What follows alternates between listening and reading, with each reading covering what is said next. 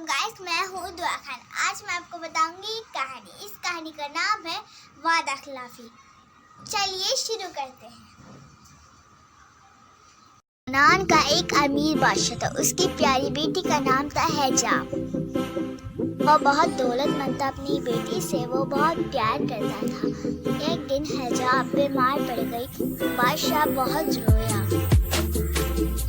बादशाह ने शहर के डॉक्टर्स और हकीमों को बुलाया, लेकिन हिजाब फिर भी ठीक नहीं हुई और वो मजीद बीमार हो गई। फिर बादशाह ने ऐलान करा, जो उसको ठीक करेगा मैं उससे शादी करा दूंगा। करीबी गांव का एक गरीब मछेरा था। उसने कहा, मेरे पास कुछ जड़ी बूटियां हैं जिससे मैं इसको ठीक कर सकता हूँ। फिर बादशाह ने कहा, ठीक है। हिजाब उसके इलाज से वाकई में ठीक हो जाती है, लेकिन बादशाह अपना वादा पूरा नहीं करता और उसको तरह तरह के काम कहने लगता है।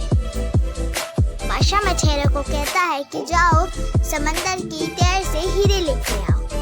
मछेरा फुर्तीला होता है और वो ये काम भी कर देता है, लेकिन बादशाह तरह तरह के बहाने बनाने लगता है, क्योंकि वो नहीं चाहता किसी गरीब से उसकी बेटी की शादी हो। मछेरे को बादशाह शहर भेज देता है। जब मछेरा वापस आता है तो बादशाह उसकी मौत का बहाना बनाता है कि हिजाब मर गई और हिजाब को जंगल में एक झोपड़ी में छुपा देता है। मछेरे को बहुत दुख होता है और वो शहर छोड़ के चला जाता है। अब हिजाब जंगल में एक झोपड़ी में रहती है। उसके साथ उसकी एक नौकरानी भी होती है। एक दिन हिजाब रात को जंगल में निकलती है। उसको भेड़िया पकड़ लेता है। नौकरानी जब उसको देखती है, वो कोशिश करती है उसको बचाने की, लेकिन बचा नहीं पाती। फिर वो दौड़ी दौड़ी बादशाह के पास जाती है और ये खबर सुनाती है कि हिजाब मर गई। ये सुनकर बादशाह बहुत रोता है और कहता है, मैं उसकी उस मछेरे से ही शादी करा देता, कम से कम वो बच तो जाती।